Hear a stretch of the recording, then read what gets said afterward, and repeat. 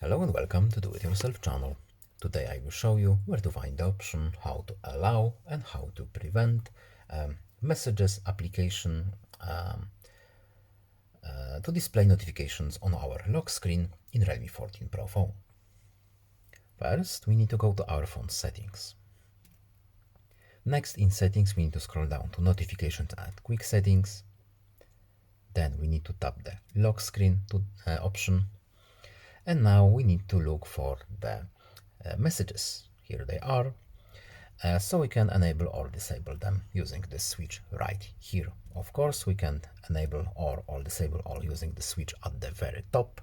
But if you want to customize, we can pick and choose pretty much whatever we want from here.